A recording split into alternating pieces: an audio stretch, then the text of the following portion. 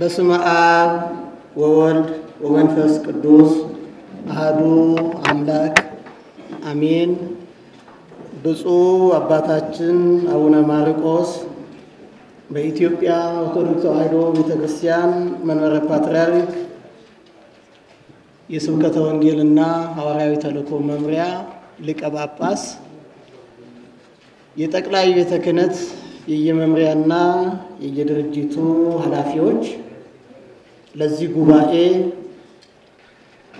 የተጋበዛችሁ የጉባኤ መምህራን ሰባኪያነ ወንጌል እንዲሁም በዚህ የታደማችሁ በሙሉ በአምላካችን በእግዚአብሔር ስም እንደምን አደራችሁ እንደምን ሰነበታችሁ። ለዚህ ያደረሰን ለዚህ ያበቃን አምላካችን ክብርና ምስጋና ይግባው። የዛሬው የዚህ የፕሮግራሙ ዋና ዓላማ ደግሞ ወቅታዊውን ችግር ለማየት አይደለም፣ በዛ ውስጥ ሊታይ ይችላል። ውጫዊውን ሳይሆን ውስጣዊውን የምናይበት ጉባኤ ነው። ጥሪውና የጉባኤውም ዝግጅት ያንን የሚመለከት ነው። መጀመሪያ ውጫዊውን ዓለም ወይንም ውጫዊውን ነገራችን ለመገንባት ውስጣዊው ነገራችን መገንባት ስላለበት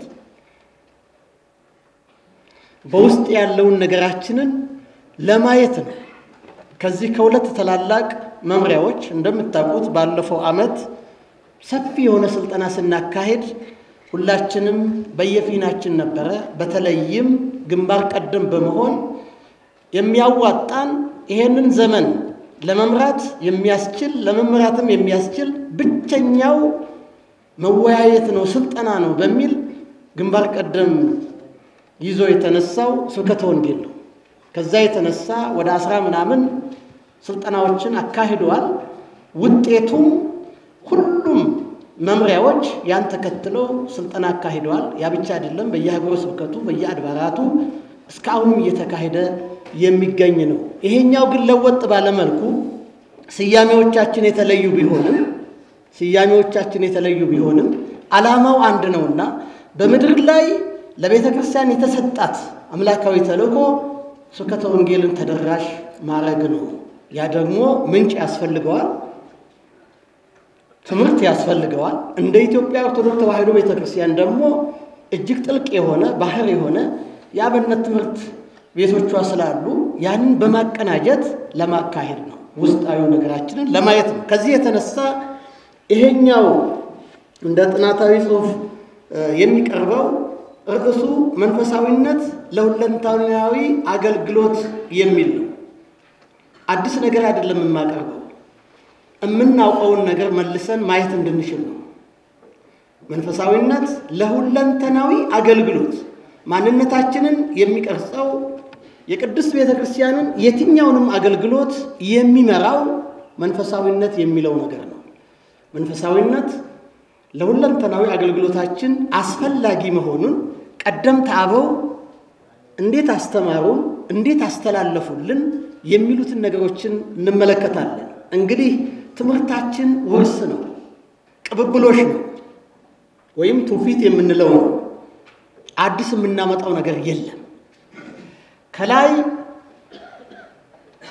እግዚአብሔር አምላክ እኛን ሰው ለማድረግ ሰው ሆኖ ያስተማረው ወንጌል ሐዋርያት ደግሞ ተቀብለው ለተከታዮቻቸው ያስተማሩት፣ እነሱም እንደውም ለሚከተሉት ሊቃውንት ያስተማሩት፣ ከዛም ሲወርድ ሲዋረድ ወደኛ የደረሰው ነው።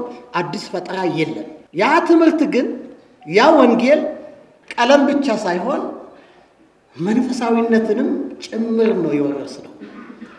ስለዚህ ከቀለሙ ጋራ መንፈሳዊነት ወይንም ሕይወት አሁን በዘመናችን ምን እንደሚመስል የምናይበት ዝግጅት ነው።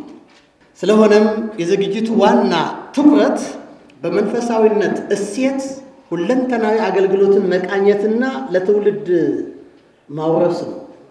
ምናልባት ሁለንተናዊ አገልግሎት የሚለው የትኛው ነው እንዳትሉኝ ወደፊት በዝርዝር እንመለከታለን።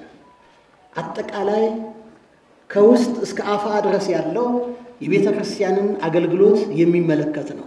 ያንን በመንፈሳዊ እሴት የምንቃኝበትና ደግሞ የሚመጣ ትውልድ አለ ምን ተካው ትውልድ አለ ለርሱ የምናኖረው እሴትን የሚመለከት ነው ማለት ነው ይዘቱ ባጭሩ የምንመለከታቸው ነጥቦቻችን እንደዚህ ናቸው መንፈሳዊነት ምንድነው የመንፈሳዊነት ወስ ኦርቶዶክሳዊ መንፈሳዊነትስ ምንድነው ውስጣዊ ማንነት ዓላማ መር ሰማያዊ ትጥቅ ቅዱስ መስዋዕት የሚሉትን ነጥቦች ነው የምንመለከተው እንግዲህ ሰው ይዘጋጃል ፈጻሚውና በሰዎች ልብ ደግሞ የሚያሰርጸው መዝገበ ጥበባት መንፈስ ቅዱስ ስለሆነ እግዚአብሔር መንፈስ ቅዱስ እንዲረዳን ቅዱስ ፈቃዱ ይሆንልን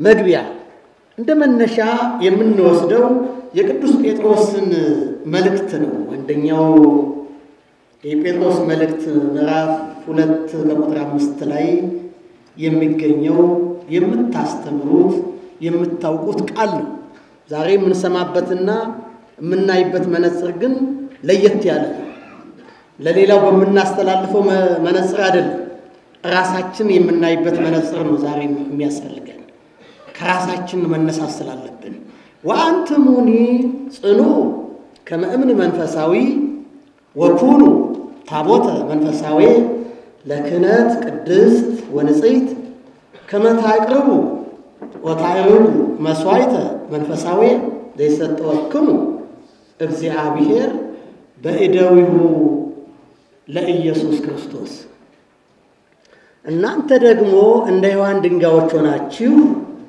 በኢየሱስ ክርስቶስ ለእግዚአብሔር ደስ የሚያሰኝ መንፈሳዊ መስዋዕትን ታቀርቡ ዘንድ ቅዱሳን ካህናት እንድትሆኑ መንፈሳዊ ቤት ለመሆን ተሰሩ ቅዱስ ጴጥሮስ የጻፋት መልእክት ናት በዛን ዘመን በጅምሩ ለክርስቲያኖች የተጻፈች ከክርስቲያኖችም ለሌሎች የተነበበች የተላለፈች መልእክት ናት በአጠቃላይ መንፈሳዊ ህይወት ማለት መንፈሳዊ ቤት በመሆን በመሰራት የሚኖሩት ህይወት ነው መንፈሳዊነት ማለት እንደ ጠቅላላ ስንወስደው ክርስትናው ራሱ መንፈሳዊ ትምህርት መንፈሳዊ ኑሮ ነው በዛ ውስጥ ግን መንፈሳዊነትን እንዴት አድርገው ነው አባቶቻችን ያስተማሩን ያወረሱን የሚለውን እንመለከታለን የኛ ዓላማ የቅድስት ቤተክርስቲያን ዓላማ ሐዋርያዊ ተልእኮዋ ምንድነው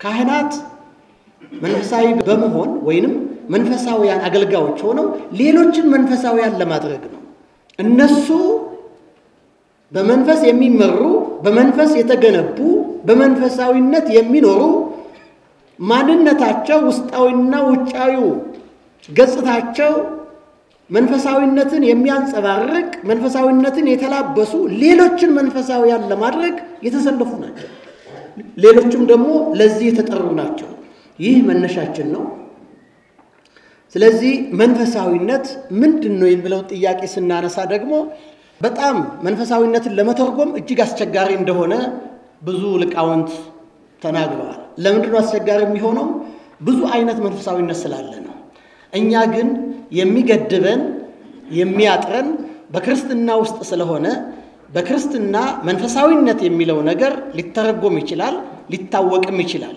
አለዛ ብዙ መንፈሳዊነት ስላለ ማለት ነው ስለዚህ በክርስትና ውስጥ መንፈሳዊነትን እንዴት ነው ምን ተረጉመው ለሚለው እንግዲህ የሐዲስ ኪዳን የመጀመሪያው ቋንቋ ግሪከኛ እንደመሆኑ መጠን በዛ እንደዚህ አይነት ቃል አለ በእንግሊዘኛውም ተቀምጧል ወደ አማርኛችን ስናመጣው መንፈሳዊነት ወይ መንፈሳዊ መንፈስ በግዕዝም በአማርኛው አንድ ስለሆነ ከእግዚአብሔር ጋር ያለ ግንኙነት ማለት ነው የግንኙነት መስመር ማለት ሰው ከፈጣሪው ጋር ወይንም በሐዲስ ኪዳን ዘመን ካህናት ከሊቀ ካህኑ ከክርስቶስ ጋር ያላቸው የግንኙነት መስመር ማለት ነው ህብረት ማለት ነው ከእግዚአብሔር ጋር ያላቸው ህብረት ማለት ነው በመንፈስ ቅዱስ የመመራትና ስሜትንና ህዋሳትን የመግዛት ህይወት ማለት ነው ነብዩ ኤልያስ ለደቀ መዝሙሩ ለነብዩ ለኤልሳ እንዴት እንዳስተላለፈ ነው የምንመለከተው በመጀመሪያ ኤልያስ ኤልሳን የጠየቀው ምንድነው? ካንተ ከመለየቴ በፊት ላወርስህ ልሰጥህ የምችለው ነገር ጠይቅ ብሎ ፈቀደለት። የኤልሳ ምርጫ ብዙ ነገር ሊሆን ይችል ነበር። የኤልሳ ምርጫ ግን አንዲት ነገር ነው። ሁሉንም ተው አባቴ መንፈስህ በእኔ ላይ ይደር ነው ያለው። ይሄ መንፈስህ በእኔ ላይ ይደር ማለት ደግሞ አሁን የምንናገረው ነገር ነው። ሕይወትህ፣ መንፈሳዊነትህ፣ ማንነትህ፣ ለእግዚአብሔር የተገዛው ማንነትህ፣ በእግዚአብሔር ፊት ተአምራት የምታደርገው ወይም ባንተ አድሮ ተአምራትን የሚያደርገው ባንተ አድሮ የሚመራህ መንፈስ እሱ ይደርብኝ ብሎ ነው የጠየቀው። እንደውም ሲመልስለት አስቸጋሪ ነገር ነው የጠየቀው ካለው በኋላ አስቸጋሪ ነው ያለበት ምክንያቱም አሳዳሪው ባለቤት ሌላ ስለሆነ አስቸጋሪ ነገር ጠይቀሃል፣ ለማንኛውም ሳርግ ካንተ ስለይ ካየኸኝ ይሆንልሃል አለው። እንደምታዩት እዚህ ላይ ኤልሳ አንጋጦ እያየ ነው። ኤልያስ ወደ ሰረገላው እየወጣ ነው። መጎናጸፊያውም እየወረደ ነው። መጎናጸፊያው ብቻውን ዮርዳኖስን አልከፈለም። በኤልሳ ላይ ያደረው መንፈስ መጎናጸፊያው እንዲሰራ አድርጎታል። በኤልሳ ላይ ያደረው መንፈስ ከዚህ በኋላ የሚመጣውን ታሪክ እንደምታውቁት የምድሪቱን እርግማን አስወግዷል። ምድሪቱ ተጨነግፍ ነበር። ሰዎች ተቸግረው የዘሩት ማይበቅል የበቀለው ማይደርስላቸው ሆኖ ነበር። ያንን የፈወሰ ሌሎችንም ታምራት ያደረገ በኤልሳ ላይ ያደረው የኤልያስ መንፈስ ነው። መንፈሳዊነት ቅብብሎሽ ነው። መንፈሳዊነት ከአባቶቻችን ከነቀለሙ የወረስነው ነው። ባዶ ቀለም አይደለም። ኦርቶዶክሳዊነት መንፈሳዊነት ስንል ዕውቀትን ከመንፈሳዊነት መንፈሳዊነት ከዕውቀት ጋር ወይም ደግሞ ሕይወት ጭምር ሕይወት ያለው የሚነበብ ሃይማኖት ነው። የሚነበብ የሚዳሰስ ክርስትና ነው ለማለት ነው። የመንፈሳዊነት ቅብብሎሽ ከሐዋርያት አስተምሮ አንፃር አንዳንዶችን ብቻ ነው የምጠቅሰው። ጊዜ መውሰድ አያስፈልገኝም። የምታውቁት ነው። ማታውቁት አዲስ ፈጠራ አይደለም። እንዴት አድርገው ነው ያስተማሯቸውን ደቀ መዛሙርቶቻቸውን ምን ብለው ይጠሯቸዋል? ምንድነው ያወረሱት? ዕውቀትን ብቻ ወይንስ መንፈሳዊነትንም ማንነታቸውንም ጭምር ሕይወትን ጭምር ነው ያወረሱት የሚለውን ለመመልከት ነው። መጀመሪያ ቅዱስ ጴጥሮስን ስንመለከት ቅዱስ ጴጥሮስ ለማርቆስ አውርሶታል። ጴጥሮስ ልጄ የሚያሰኘውም ደግሞ በመንፈስ ስለወለደው ነው። በእውቀት ብቻ አይደለም፣ በመንፈስ ስለወለደው ነው። እሱን የተካው ስለሆነ እንዲህ ሲል ይጽፍለታል። ከእናንተ ጋር ተመርጣ በባቢሎን ያለች ቤተክርስቲያን ልጄም ማርቆስ ሰላምታ ያቀርቡላችኋል ይላል ቅዱስ ጴጥሮስ። እንደውም ደግሞ ቅዱስ ጳውሎስን ስንመለከት ቅዱስ ጢሞቴዎስን በመንፈስ ወልዶታል። እሱም ብቻ አይደለም፣ ብዙዎችን እኔ ለምሳሌ ያክል ነው አንዱንም ወስደው አናሲሞስን ሌሎችንም ወልዷል በመንፈስ። ጢሞቴዎስን ግን ምን ይለዋል? ብዙ ሰዎች የመሰከሩለትን ከኔም የሰማኸውን ሌሎችን ደግሞ ሊያስተምሩ ለሚችሉ ለታመኑ ሰዎች አደራ ስጥ ይለዋል። ልጄ ብሎ ይጠራዋል ጢሞቴዎስን። አደራውን ሲሰጥ እምሰጥህ አደራ ሌሎችም ያመኑትን የመሰከሩትን ሕይወታቸውን የሰጡለትን ከኔ ደግሞ የሰማኸውን ከኔ ሰምተህ ደግሞ ሌሎችን አስተምረ ሌሎችም ደግሞ እንዲሁ ሊያስተምሩ ለሚችሉ ለታመኑ ሰዎች አደራ ስጥ ነው። እዚህ ውስጥ ብዙ ነገሮች ናቸው ያሉት። ወደዙ ዝርዝር አልገባም። ለማየት የፈለኩት ውርስ ነው። ከጳውሎስ ዕውቀቱንም መንፈሳዊነቱንም የወሰደው ጢሞቴዎስ ጳውሎስን ተክቶ ሃይማኖተ ጳውሎስን ወይንም ደግሞ የጳውሎስን ማንነት አስተምሮ እሱም ደግሞ ለተከታዩ አስተላልፏል። መንፈሳዊነት ከእውቀት የማይነጣጠል በክርስትና ሕይወት ቅብብሎሽ ነው። ሌላው በዘመነ ሊቃውንት ደግሞ ስንመለከት የመንፈሳዊነት ቅብብሎሽ መጀመሪያ የምናየው ታላቁን ቅዱስ ዮሐንስ አፈወርቅ ነው። ቅዱስ ዮሐንስ አፈወርቅ ብዙ ደቀ መዛሙርቶች ነበሩት። የተለየው ግን ስለሱ ሕይወት የመሰከረና በተለይም መንፈሳዊነትን አስመልክቶ የቅዱስ ዮሐንስን አፈወርቅ ትምህርቶችን ያሰራጨ ያስተማረ ጵሮቅለስ የሚባለው ነው። ጵሮቅለስ ወይም ጵሮቅሉስ ይባላል። ሲመሰክርለት ምንድነው ያለው? ቪክቶሪ ኦቨር ዘ ስቶርም ኦፍ ላይፍ በሚለው መጽሐፉ ሰፊ እንትን ጽፎለታል። ምንድነው ያለው? በማዕበል ውስጥ ያለፈ ሕይወት ይለዋል የቅዱስ ዮሐንስ አፈወርቅን ሕይወት። ቅዱስ ዮሐንስ አፈወርቅ በተለየ መልኩ ደግሞ መንፈሳዊነትን በሚመለከት ብዙ ነገሮችን ተናግሯል። ከነዛ ውስጥ አንድ ሶስቶችን ብጠቅሳቸው መንፈሳዊነት ማለት ትዝናት አይሶሌት መንፈሳዊነት ማለት ከህብረተሰቡ መለየት ማለት ብቻ አይደለም ይላል። በዘመኑ ለምሳሌ በሥርዓተ ገዳም መናንያን የሚኖሩት ሕይወት አለ። መንፈሳዊነትን ለዛ ብቻ የሚሰጡ አካላት ስለነበሩ ምናኔ ነው ብሎ የሚተረጉሙ ስለነበሩ ለነዛ ምላሽ ሲሰጥ ከህብረተሰብ መለየትና ምናኔ ብቻ አይደለም መንፈሳዊነት አለ። መንፈሳዊነት በክርስትናዊ ሕይወት ሁለንተናዊ ማንነት ነው። መንፈሳዊነት ማለት ሁለንተናዊ ማንነት እግዚአብሔር የሚከብርበት ያንተ ሕይወት ነው።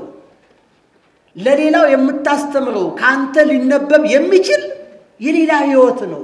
ምናኔ አይደለም ወይ ምናኔ ብቻ አይደለም ብሎ አስተምሯል። በሌላ መልኩ ደግሞ በእውቀት ብቻ የሚሉ አካላት ነበሩ። ለምሳሌ ግኖስቲካውያን ራሱ መዳን በእውቀት ነው፣ እውቀትም ከሌላው ፍጥረት መለየት በሌላ ማዕረግ ላይ ወይንም በመዳን በሕይወት ላይ ልዩ የሚያደርግ ብለው የሚያምኑት ደግሞ ብዙዎች ነበሩ በዘመኑ። እና ቅዱስ ዮሐንስ አፈወርቅ ምን ይላል? ስለ መንፈሳዊነት ሲናገር ስለ አእምሮና ስለ ነፍስ መናገር አይደለም። መንፈሳዊነት ማለት ሕይወት ነው ይላል። በመጀመሪያ ደረጃ ሕይወት ነው። ያም ሕይወት ደግሞ እግዚአብሔር የሚከብርበት ሕይወት መንፈስ ቅዱስ የሚመራ ወይም የሚገዛው ሕይወት ነው በማለት ይገልጽና በመጨረሻ ምን ይላል? መንፈሳዊነት ወይም መንፈሳዊ ሕይወት ማለት በእግዚአብሔር ቃል የተንሸበረቀች ወይም የተሞላች በወርቅማ ከተማ ውስጥ መኖር ነው ይላል። በወርቅ የተገነባች በእግዚአብሔር ቃል የተሞላች ከተማ የተለየች አጥር ያላት ልዩ ገጽታ ያላት በሷ ውስጥ መኖር ነው ይላል። እንደዚህ አድርጎ እንግዲህ በዛ ዘመን ቅዱስ ዮሐንስ አፈወርቅ በራሱ እንግዲህ መናኝ ነው እንደምታውቁት። ከእውቀቱም ዓለም ያለ ከመንፈሳዊውም ዓለም አለ ራሱን የለየ ነው። የመነኮሳትም አባት ነው፣ የሊቃውንትም አባት ነው። ስለዚህ መንፈሳዊነትን ሲተረጉም ሚዛናዊ በሆነ መልኩ ለተለዩ ሰዎች የሚሰጥ ብቻ ሳይሆን በምናኔ ዓለም ላሉ ብቻ ሳይሆን ዓለምም ውስጥ ሆኖ ሊኖሩበት የሚገባ ልዩ ሕይወት በማለት ያስተምራል። ለደቀ መዝሙሩ ለጵሮቅለስ አስተምሮታል። እሱ ደግሞ እንደዚሁ ለተከታዮች አስተምሯል። ወደ ሀገራችን ወደ ኢትዮጵያ ስንመጣ የአገልግሎታችን ሁሉ ምንጭ ቅዱስ ያሬድን እናገኛለን። ብሉያት ሐዲሳት በአጠቃላይ የተተረጎሙት ተርጉሞ በዜማ የዋሉት በቅዱስ ያሬድ ነው። ሌሎች ተከታዮች ሊቃውንት ቢኖሩ ምንጩ መሰረቱ ቅዱስ ያሬድ ነው። የስብከታችን ምንጭ ቅዱስ ያሬድ ነው። የዜማችን ምንጭ ቅዱስ ያሬድ ነው። ሁለመናችን የቤተ ክርስቲያናችን አገልግሎት ቅዱስ ያሬድ ያልዳሰሰው ቅዱስ ያሬድን መሰረት ያላደረገ አገልግሎት የለም። እና ቅዱስ ያሬድ ሕይወቱን ስንመለከት ልክ ከሐዋርያት የመጣውን ቀለምን ከመንፈሳዊነት ጋር ማለት ዕውቀትን ከመንፈሳዊነት ጋር ያስተባበረ የኖረ በመጨረሻም በመንፈሳዊነቱ እንግዲህ ማይረገ ቅዱሳንን ያገኘ ታላቁ የኛ መኩሪያችን ልዩ መገለጫችን ቅዱስ ያሬድ ነው። ከዛ በታች ያሉትን ጊዜ ስለሌለኝ ወደ ዝርዝሩ አልገባም። የምፈልገው ነጥብ ቅብብሎሽ ነው። ውሉደ ያሬድ ከዚህ ቀጥለው በዜማ ቤት ያሉት የዜማ መምህራን፣ በአቋቋም ቤት ያሉት የአቋቋም መምህራን፣ በቅኔ ቤት ያሉት የቅኔ መምህራን፣ በቅዳሴ ቤት ያሉት የቅዳሴ መምህራን እንዲሁ በመጻሕፍቱ ዓለም ያሉት ደግሞ እንደዚሁ ያን ተቀብለው ሕይወታቸው መንፈሳዊነትን የተላበሰ ያንን ዕውቀት በመንፈሳዊነት ሕይወት ያስተላለፉ ያስተማሩ የለወጡ ቤተክርስቲያናችን ዛሬ የምናያትን ያቆዩ እኛ እንደነሱ እንኳን አስተባበረን ይዘናል የሚል የሚያስደፍር እንደራሴ ነው የምናገረው አለን ባንልም የተረከብነው አሁን የያዝነው እነሱ ያቆዩዋት እነሱ ያጸኗት እነሱ የመሰረቷት ያስተላለፉልን ነው። መንፈሳዊነት ቅብብሎሽ ነው። የወረስነው ቀለም ብቻ አይደለም። ቀለም ብቻ ሲሆን ምን እንደሚሆን በኋላ አሳያችኋለሁ። ዕውቀት ብቻ አይደለም። ዕውቀት ብቻው መንፈሳዊ ሕይወት ሊሆን አይችልም። ዕውቀት መረዳት ነው። ዕውቀት አድራሽ ነው። ወደ የሚያስደርሰው ስቴፕ አለ። ከመሬት ያነሳና ልክ እንደ ትራንስፖርቴሽን ያጓጉዝና አንድ ደረጃ ላይ ያደርሳል። ያ ደረጃ መንፈሳዊነት ነው። መንፈሳዊነት ደረጃ ላይ ስንደርስ ያን ጊዜ እውነተኞቹ አገልጋዮች እውነተኞቹ እግዚአብሔር መልእክተኞች እንሆናለን ማለት ነው። ይህንንም የጌታችን የመድኃኒታችን የኢየሱስ ክርስቶስ ቃል በዮሐንስ ወንጌል ምዕራፍ 6 ቁጥር 63 ላይ የተናገረው ቃል በተለይም ወዝኔ ቃል ዘነገርኩክሙ መንፈስ ቅዱስ ሕይወት ውእቱ መንፈስ ውእቱ ወሕይወት ውእቱ ያለው በትክክል ከዚህ ጋር የሚሄድ ነው። ያንቀጽ የተነገረበት ምን እንደሆነ ያው ስለምታውቁት ነው። እኔ ነገርኳችሁ ቃል እኮ መንፈስ ነው ሕይወትም ነው አላቸው። መንፈስ ያለበት ቃል ነው። መንፈስ ያለበት ዕውቀት ነው። ዕውቀትና መንፈሳዊነት በክርስትና ሃይማኖት በክርስትና አስተምሮ የሚለያዩ አይደሉም። በዘመናችን ግን ተለያይተው እናገኛቸዋለን። እንዴት? ወደፊት መጣበታለሁ። በሥርዓተ ገዳም አንጻርም ስናይ እንደዚሁ ቅብብሎሽ አለ። የምመለከተው አንድ ነጥብ ብቻ ስለሆነ ነው እንጂ አንዱ በራሱ በቂ የሆነ መንፈሳዊነትን የሚያሳይ ነው። በሥርዓተ ገዳምም እንግዲህ የመጀመሪያው አባት አባ እንጦንስ ነው። አባ እንጦንስ አባ ጳኩሚስን ወልዷል። በተለይ የአባ እንጦንስን ደግሞ ገዳማዊ ሕይወት ማንነቱን አስፍተው የጻፉትና ያስተማሩለት ደግሞ ቅዱስ ሰራፒዮንና ቅዱስ አትናቴዎስ ናቸው። ቅብብሎሽ ነው። ሥርዓተ ገዳም ቅድም እንዳልኳችሁ እንደ ዮሐንስ አፈወርቅ አስተምሮ ያ ራሱን የቻለ ሕይወት ነው። ምናኔ ዓለም ሕይወት ነው። በዓለም ውስጥ ያለው ደግሞ ሌላው ሕይወት ነው። መንፈሳዊነት በሁለቱም ስፍራ አለ። ምክንያቱም መንፈሳዊነት የክርስትና ሃይማኖት አስተምሮ ስለሆነ መንፈሳዊነት ስጋን ውጦ የሚኖር ሳይሆን ስጋንም ቀድሶ ከስጋ ጋር መኖር የሚችል ስለሆነ በኋላ እንመለከታለን። በሀገራችንም እንደዚሁ የመጀመሪያውን ሥርዓተ ምንኩስና ያስፋፉትና መንፈሳዊነትን ያስተማሩ ተስዓቱ ቅዱሳት ሲሆኑ ከዛ ቀጥለው ቀደምት ገዳማውያንም ይህንን አስፋፍተዋል። ስንጠቀልለው ይህንን ቅብብሎሹ ምንድነው? ተላዋንያው ለክርስቶስ በከመ ክህሎቶሙ ወበኩሉ ምግባራቲሁ በተግህሶ እንፍጥራተ ዓለም ወሃዲገ ፍትወታቲሆሙ ወመንኖ ኩሉ ግብረ ነፍሳቲሆሙ። ሲጠቀለል በአጠቃላይ የክርስቶስ ተከታዮች የሆኑ በችሎታቸው በስራቸው በዓለም ያለውን ነገር በመታገስ ከፍጥረታት ዓለም ደግሞ ማለትም ዓለሙ ከዓለሙ ውስጥ ካሉት ራሳቸውን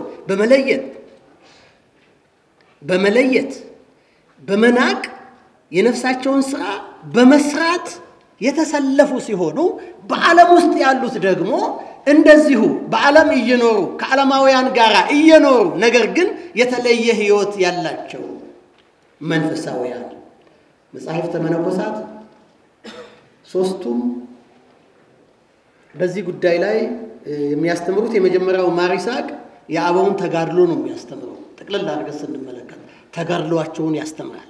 ቅድም ምን ብያለሁ? መንፈሳዊነት የኦርቶዶክሳዊ መንፈሳዊነት ተጋድሎ ነው። በጥረት ላይ ያለ እድገት ወይንም ሂደት ነው። ፊልክስዩስ ደግሞ የአበው ታሪካቸውን ይጽፋል። አረጋዊ መንፈሳዊ ደግሞ ክብራቸውንና ልዕልናቸውን ነው የሚያስተምረው። በአጠቃላይ መንፈሳዊነት ቅብብሎሽ ነው። ቅብብሎሹ ዕውቀትን ከመንፈሳዊነት ጋር መንፈሳዊነትን ከዕውቀት ጋር ደምረን የተቀበልንና እኛም ደግሞ ለሚመጣው የምናቀብል ማለት ነው። በዚህ መሰረት ኦርቶዶክሳዊ መንፈሳዊነትን በአራት ነጥቦች እንመለከታለን። ኦርቶዶክሳዊ መንፈሳዊነት የመጀመሪያው ውስጣዊ ማንነት ነው። በመነሻዬ እንዳልኩኝ ዛሬ እሱን ነው የምናየው። የተለያየ ድርሻ ያለን የዚች ቤተክርስቲያን መልእክተኞች፣ አገልጋዮች ውስጣዊውን ነገር ነው። ውስጣዊነታችንን ካላየን ውጫዊነታችንን ልናውቀው አንችልም። በውጭ ያለውን ሰልፍ ለመግጠም መጀመሪያ ውስጣችን መገባት አለበት። እኛ እነማንን እንመስላለን? እኛ የተረከብነው የወረስነው ምኑን ነው የሚለውን በአጽንኦት እንድናይ ነው የምፈልገው። ውስጣዊ ስንል እንግዲህ እንደ ቅዱስ መጽሐፍ አስተምሮ እንደምታስተምሩት በእያንዳንዱ ሰው ስጋ፣ ነፍስ፣ መንፈስ አለ አይደል? እነዚህ ሶስት ነገሮች አሉ። ምንም ይሁን ምን ስጋ አለ፣ ነፍስ አለ፣ መንፈስ አለ። የሰው መንፈስ የሚባለው ማለት ነው። የነዚህ የሶስቱ ተዋህዶ ነው ሰውን የሚያሰኘው። ብዙ ጊዜ የሚነገረው ስጋና የነፍስ ተዋህዶ ነው፣ ግን መንፈስ አለ። ይሄን እንዳለ ያው ቅዱስ መጽሐፍ እያረጋገጠ ስጋችሁን፣ መንፈሳችሁን፣ ነፍሳችሁን እግዚአብሔር መንፈስ ቅዱስ ይቀድስ እያለ ያስተምረናል። እነዚህ ሶስት ነገሮች አሉ። እነዚህ ሶስት ነገሮች የራሳቸው ዓለም አላቸው። እነዚህ ሶስት ነገሮች በሚዛንነት የሚጠብቀው መንፈሳዊነት የምንለው ነገር ነው። ስጋ በሌላ ፍጥረታዊ ይባላል፣ ስጋዊ ይባላል፣ መንፈሳዊ ይባላል። ያው ሰው ሲተረጎም ያ ስጋ፣ ነፍስ፣ መንፈስ የሚባለው ደግሞ ሲተረጎም ፍጥረታዊ፣ ስጋዊ፣ መንፈሳዊ ይባላል። ሰውየው አንድ ነው። ያ የሚባልበትም እንደምታውቁት እንግዲህ ፍጥረታዊ ማለት ገና ከመንፈሳዊ ዓለም ወይንም ደግሞ ከክርስትናው ያልገባ በተፈጥሮ ያለ ኢአማኒ ማለት ነው ባጭሩ። ስጋዊ ማለት ደግሞ አምኖ መጥቷል ግን ወደ መንፈሳዊ ዓለም ያልገባ ሁለተኛ ደረጃ ላይ ነው ያለው። ስም አለው፣ ሃይማኖት አለው፣ ይንቀሳቀሳል፣ ልብስ አለው፣ ይታያል። ነገር ግን ወደ መንፈሳዊ ዓለም ያልገባ ይሄ በውጭ ያለውን አይደለም የሚመለከተው፣ በውስጥ ያለውን ነው። ፍጥረታዊው ቀጥሎ ያለው ማለት ነው። መንፈሳዊ ማለት ደግሞ በመንፈሳዊ ዓለም ውስጥ የሚኖር ማለት ነው። በሌላ መልኩ ቅዱስ ዮሐንስም ደግሞ የዮሐንስም የተቀመጠው ያ ፍጥረታዊ በራድ የቀዘቀዘ ገና ምንም ውስጥ የሌለ ኢአማኒ ሲሆን፣ ትኩስ የሚለው ደግሞ በመንፈሳዊ ዓለም ያለ፣ ለብ ያለ የሚለው ደግሞ በሁለተኛው ደረጃ ከሁለቱም ያልሆነ በመካከል ላይ አጫፋሪ የሆነ አጫፋሪ አስመሳይ ህይወት ያለው ማለት ነው። አንድ ጸሐፊ ስለ መንፈሳዊ ሲጽፍ ምን ይላል? መንፈሳዊት ምን ማለት ነው? መንፈሳዊ አለ፣ መንፈሳዊ አስመሳይ ብሎ በሁለት ይገልጻቸዋል። አስመሳይ ማለትም ከሁለቱም ያለ በመካከል ላይ ያለ ማለት ነው። መንፈሳዊያን ልብሳቸው ሳይሆን ህይወታቸው ይለያቸዋል። መንፈሳዊያን ግብራቸው ይለያቸዋል። መንፈሳዊያን ፍሬ ያላቸው ፍሬያቸው ይለያቸዋል። መሳይ የሆኑ ደግሞ መንፈሳዊያን ያልሆኑ የመንፈሳዊያንን አልባሳት ሊለብሱ ይችላሉ። በመንፈሳዊያን ወንበር ሊቀመጡ ይችላሉ። በመንፈሳዊያን ስም ሊጠሩ ይችላሉ። ነገር ግን ፍሬ የላቸውምና ግብር የላቸውምና አስመሳዮች ናቸው በሚል ይገልጻል። እንግዲህ ሕገ እግዚአብሔርን ተላልፎ ከጸጋው ተራቅቶ እንደሚጠፉ እንስሶች መሰለ ተብሎ በመጽሐፍ የተነገረለት የሰው ልጅ መልክና ምሳሌ የተፈጠረበትን መልክና ምሳሌ እንዲያገኝ እግዚአብሔር ልጁን በሥጋ ላከ። ሰዎች የእግዚአብሔር ልጆች ይሆኑ ዘንድ እግዚአብሔር ሰው ልጅ ሆነ የሚለው ቅዱስ አትናቴዎስ ያ የተበላሸው የሰው መልክ መልሶ የተገነባው በደመ ክርስቶስ ነው። አሁን ክርስቲያኖች በደመ ክርስቶስ የዳነ መልክ ነው ያላቸው። ከቀዳማዊ አዳም ዳግማዊ አዳምን መልክ የያዘ መልክ ነው ያላቸው። በዛ ውስጥ ስንኖር እኛ ደግሞ አሁን በዚህ ስፍራ ያለን ውሉደ ክህነት ነን አብዛኞቻችን እየገመታለሁ። ውሉደ ክህነት ደግሞ የተለዩ ናቸው።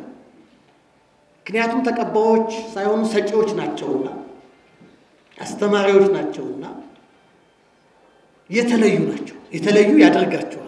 ውስጣዊ ማንነታቸው በውጫዊ ማንነታቸው ይገለጣል። እምተረፈ ልብ ይነብብ አፍ እንደተባለው ውስጥ ያለው ነው ወጥቶ ለሌላው የሚነገረው። ውስጥ የተበላሸ ከሆነ ግን በውጪ ስለገነባ ነው፣ በጥሩ አለባበስ ስለያዝ ነው፣ በጥሩ ስም ስላካበት ነው ያ ነገር ሊመጣ አይችልም። ስላልመጣም በብዙ ተግዳሮት ውስጥ እንገኛለን፣ በብዙ ችግር ውስጥ እንገኛለን። ይህን ችግር መቼም ማመን ከችግራችን ያወጣናል። መጀመሪያው ማመን ያለብን ዛሬ እኛ ከአባቶቻችን ዕውቀቱን ብቻ ነው የያዝነው ወይንስ የነሱ ሕይወት አለን የሚለው ጥያቄ ሁላችን ልንመልስ የሚገባው ነው። ለዚህ ነው ጌታችን መድኃኒታችን ኢየሱስ ክርስቶስም ወዘሂ የአምን ብየ በከመ ቢመጽሐፍ አፍላገ ማየ ሕይወት ይውህዝም ከርሱ። ለዚህ ይሄ ጥቅስ የመጣበት የሰው ማንነቱ ከውስጥ ነው። አማኙ መንፈስ ቅዱስ ያደረበት መንፈስ ቅዱስ የገዛው የመራው ከሱ ውስጥ የሕይወት ውሃ ይወጣል። ከሱ ውስጥ ፍቅር ይመነጫል። ከሱ ውስጥ እውነተኝነት፣ ሐቀኝነት ይወጣሉ ነው። ስለዚህ የውስጥ ማንነት በመጀመሪያ ወሳኝ የሚሆነው መንፈሳዊነት የሚጀምረው ከውስጥ እንጂ ከውጭ አይደለም። ከውስጥ እንጂ ከውጭ አይደለም። ሁለተኛው ዓላማ መርህ ነው። መንፈሳዊነት ዓላማ መርህ ነው ስንል የሚመራን አቅጣጫችንን የሚያስተካክል ግባችንን የሚያሳየን ልንደርስበት የፈለግነው ምን እንደሆነ በግልጽ ሊያሳየን የሚችለው መንፈሳዊነት ስለሆነ ዓላማ መርህ ነው። ይህም ክብርና ምስጋና ይግባውና ጌታችን መድኃኒታችን ኢየሱስ ክርስቶስ በመጨረሻዋ ሰዓት ለደቀ መዛሙርቱ ባስተማረው ትምህርት እኔ ከሄድኩ በኋላ መንፈስ ጽድቅ መንፈስ ቅዱስ ይመጣል ነው ያላቸው። ምን ያደርጋል? ይመራቸዋል። ወዴት? ወደ እውነቱ። በእውነት ያኖራቸዋል፣ በእውነት ይመራቸዋል፣ በእውነት ከምትደርሱበት ያደርሳቸዋል ያለ። ስለዚህ ከእግዚአብሔር ዳግም ልደትን አግኝተው የተወለዱ አማንያን መሪ አላቸው። መሪያቸው መንፈስ ቅዱስ ነው። መሪ አላቸው። መንፈስ ቅዱስ ከመራቸው ስጋውያን ሳይሆኑ መንፈሳውያን ናቸው። ቅድም በተመለከትነው አግባብ መንፈሳውያን ነው ስንል ስጋቸውን ከመንፈሳዊነት ጋር በሚዛናዊነት አመዛዝነው የያዙ የገዙ ናቸው ማለት ነው። ስለዚህም እስመ ኩሎሙ ለይገብሩ ዘመንፈሰ እግዚአብሔር ውሉደ እግዚአብሔር እሙንቱ። ስለዚህ በእግዚአብሔር መንፈስ የሚመሩ ስለሆኑ እነዚህ የእግዚአብሔር ልጆች ናቸው። ሮሜ 8 ቁጥር 14 የእግዚአብሔር ልጆች ናቸው። በምን የሚመሩ? በመንፈስ የሚመሩ። የአባቶቻችን ሕይወት ይሄ ነው። የተረከብነው ሕይወት ይሄ ነው። ከእውቀት ያልተለየው መንፈሳዊነት የምንለው ይሄ ነው። ስንነበብ ግን በማን ነው የምንመራው?